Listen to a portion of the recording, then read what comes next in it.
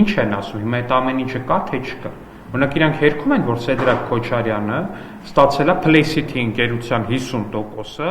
որը դրանից մի տարի առաջ Ավանում 8.3 հեկտար հողը ձեռքաբերել 44 միլիոնով, $100,000։ $100,000 Երևանում 8.3 հեկտար հող։ Հերքում են դա, թե չեն հերքում։ Հիմա եթե ասում են դա քաղաքական պատվեր է, հիմա ավելի վատ քաղաքական պատվեր է, եկեք ես տամ։ Ցանկացած մեկով Հայաստանի Հանրապետության բյուջեից փող գողացել, ով կոռուպցիայով զբաղվել, ով Հայաստանի Հանրապետության պետական գույքը ջրի գնով մասնավորեցրել է դրել է իր ընտանիքի գրպանը, հարգելի իրավապահարներ կոչ եմ անում, տվեք ասֆալտին, տարեք փակեք։ Էս էլ է քաղաքական պատվեր է համարվում։ Հիմա արել են թե չեն արել։ Դուք հերքում եք։ Ինչն եմ հերքում։ Չեմ հերքում, ասում ես հիմա, եթե ըստ ձեզ իմ ասածը քաղաքական պատվեր է, ես 1000 ներողություն ես բանի համար կրկնապատկում եմ այդ քաղաքական պատվերը։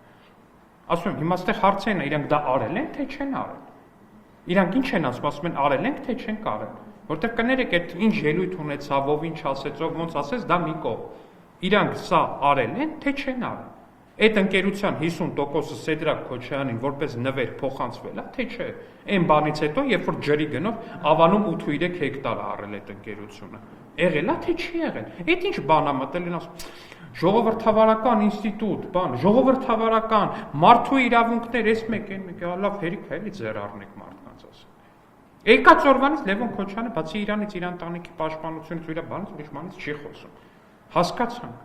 Ամեն ինչը հասկացանք, առաջի օր եկել էր ազգային ժողով, ասում էր ոստիկանները ինձ ձերբակալել են, ես ուղղակի ցնցում եմ ստացել, վերջի հարցը նրա մասն էր, որ մեր ընտանիքին հետապնդում, հասկացանք, լավ։ Հասկացանք, եկեք պատասխանեք, այդ ամեն ինչը ձեզ որտեղ է։ Այդ ո՞նց է եղել, որ դուք միլիոնատեր եք դառել։ Այդ ո՞նց է տենց լինում առհասարակ։ Պարոն Ալեքսանդր, գիտեք նախկինում նաև ձեր հաստատին ինչ էր շատ մեղադրանքներ անմեղության կամ կավարկածը խախտելու։ Հիմա դուք հերթական անգամ հակակոռուպցիոն կոմիտեի հայտարարությունը մեջբերելով չեք խախտում անմեղության կամ։ Ես ընդհանրապես դատարանի որոշում պատել որ դեռ չկա։ Այս ինչ ասում եմ հարգելով անմեղության կանխավարկածը։ Ձեր հարցին Ժորժ ջան, մի կա փաստ։ 8.3 հեկտարը վաճառվել է 44 միլիոնով, սա փաստ է, ինչու՞ չի ապացուցում։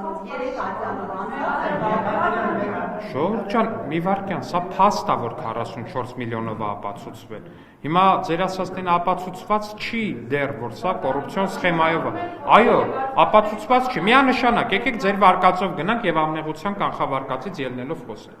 Ուրեմն ինչ որ մի օր Երևան քաղաքը կամ Հայաստանի Հանրապետությունը կախված թե ումա պատկանել տարածքը։ Որոշվում է, որ այդ օրը պետք է հայտարարի ակցիա։ Ենթադրում եմ Հայաստանը որոշել էր Black Friday կոչվածը հայտարարել պետական կամ համայնքային հողերի վրա։ Եվ 8.3 հեկտար հողը Black Friday-ի շրջանակներում վաճառում է Ավանում 8.3 հեկտար հողը վաճառում է 44 միլիոն դրամով։ Քաղաքացին էս ինչ է այս ընկերություն, Fast Card ընկերությունն է տեսնում, դե բոլորի համար բարձ է, Black Friday-ը հողերն էժան են, գնում է 44 միլիոնով առնում, դուք չեք առնում, այն մեկը չի առնում, այն մեկը չի առնում, այն մեկը չի առնում, Fast Card-ի տերն է առնում, հա դե բախտա բերել է, անմեղության կանխավարկածից են ելել։ Առնում է, բայց մի տարի հետո ասում է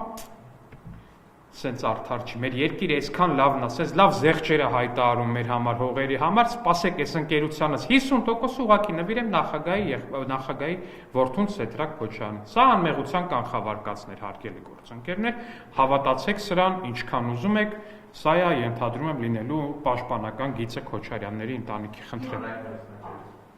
Պարոն Ալեքսանյան, երեք վարշապետի ելույթ նկատեց, որ Հայաստանի դատական համակարգը կաստայացված է, հիմա հաշվի առնելով այս նոր գործողությունները Ռոբերտ Քոչարյանի շուրջ, արդյոք այս գործընթացը լիարժեք այդ բացահայտման ուղով կգնա ու արժանի այսպես պատիժը մենք կտեսնենք։ Առնվազն մեր ակնկալիքը դա է, բայց սրա հետ կապված հույսերն էլ այդքան բան չէ։ Բայց ես կարծում եմ նաև հանրային վերահսկողություն պետք է լինի դատական համակարգի նկատմամբ։ Ու ես կարծում եմ, որ հենց դուք լրագրողները պետք է լայնորեն լուսաբանեք դատական գործերը։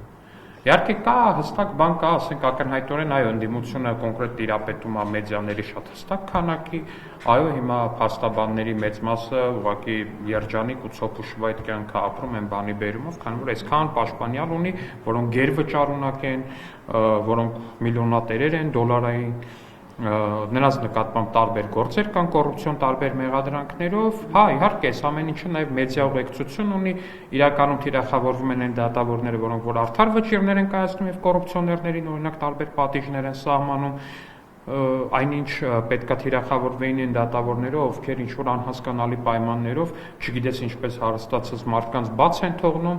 բայց ես կարծում եմ, որ իրականում արդար լրատվամիջոցները, օբյեկտիվ լրատվամիջոցները կարող են այս հարցին նաև իրենց մասնակցություն ունենալ ու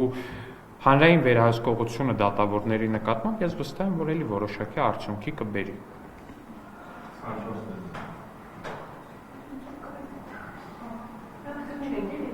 Ես հարցամ պարոն Ալեքսանյան։ Պարոն Ալեքսանյան։ Նիվարկյան։ Կամ քյոլանլու կամ գրիբայդը։ Նա այս ճաշակի Չէ, նորմալ է։ Իզուր է գնացի։ Գնացեք, ես հարցամ։ Պարոն Ալեքսանյան, 9-րդ գումարման ազգային ժողովի 9-րդ գումարումը երբ որ ներկայացվեց, իշխանություն եւ դիմություն փոխհամաձայնության եկան բարեկրթություն սահմանելու վերաբերյալ եւ օրինակ Էդգար Ղազարյանի սրիկայաբար բառից հետո եւ ազգային ժողովի ամբիոնից գնահատական տվեց ելույթի ժամանակ ամբողջ ֆրակցիայով պահանջում էինք ներողություն խնդրել կամ էլ թե պատգամավորական մանդատը կայացվին։ Երեք վարչապետ Նիկոլ Փաշինյանը ազգային ժողովի ամբիոնից ճիշտ էր անվանում ամենայն հայոց կաթողիկոսին, արդյոք սա ձեր իսկ կողմից սահմանված բարեկրթության խախտում չէ եւ անդրադառնալով Ռոբերտ Քոչարյանին եւ նրա ընտանիքի այսօրվա խոզարկության դեպքերին ձեր գործընկերությունները մի քիչ առաջ այդ հարցը ուղղել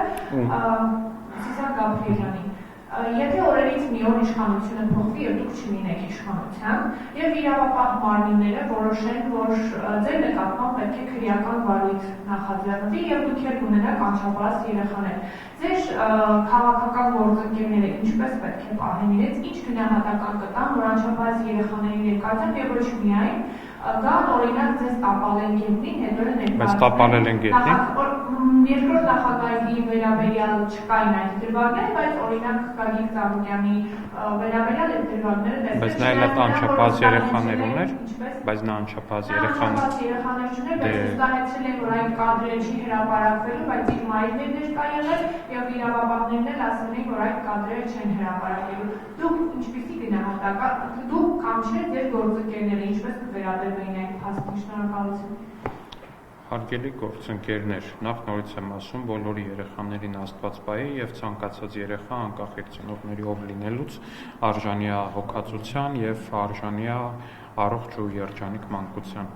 բայց սա դնենք մի կողմ։ Երբ որ ասում եք ձեր դեմ քրեական գործ հարուցվի, ինչի պետք է իմ դեմ քրեական գործ հարուցվի, ինձ կասեք։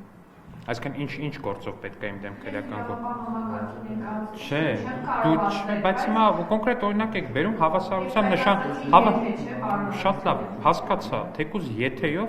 ինձ իմ ու Լևոն Քոչարյանի միջև հավասարության նշան եք դնում քրեական գործերի մասով, ինչն ինձ համար վիրավորական է։ Արժե համակարգային ծանր վիրավորանք է դա իմ համար 1000 ներողություն, որովհետև կներեք, բայց ես դոլարային միլիոնատեր չեմ։ 1000 ներողություն։ Ես դոլարային միլիոնատեր չեմ։ Ներողություն եմ խնդրում հա ձեզնից հարգելի գործընկերներ, ես դոլարային միլիոնատեր չեմ։ Որ ասում եք գա ձեր տուն, եթե գան իմ տուն, այդ նախ այդ տունը այդ ամբողջ հարգը չի, հետո էլ կամ են 20 հեկտարանոց են, չգիտեմ ինչ ասաբնյակը չի, որ իրականում հա մի 3 վաշտ մարդ է պետք, որ այնտեղ այդ ամբողջը հսկողության տակ վերցնի, 1000 ներողություն, իմ տունը շատ համեստ տուն է, սովորական երևանյան տուն է, իմ տունը։ Նիկոլ Փաշինյան ազգային ժողովի անդամից մեր կա իրավապահ մարմիններից մեկը նախկինում եղել է, որ ասել է իրավաբանությունը մանիպուլյացիա է եւ դուք ասեք ինչ գործ է պետք, դա կհնարվի, հիմա ինչ գործ ունենան, ինչ ունենան կհնարեն մի հոդվածը ձեր վրա կարող են դնել, պարոն։ Չէ, դուք հիմա էլի բան եք անում, ժողովուրդ ջան, ասում եմ մարդը պետական պաշտոնյա եղել, եղել է երկրի նախագահ։ Չգիտեմ, տենց այն հայտնի եղնիկներով սվիտրով եկել է Ղարաբաղից Հայաստան, դարել են դոլարային միլիոնատեր, 200 միլիոնի գույք ունեն, չգիտեմ ոնց։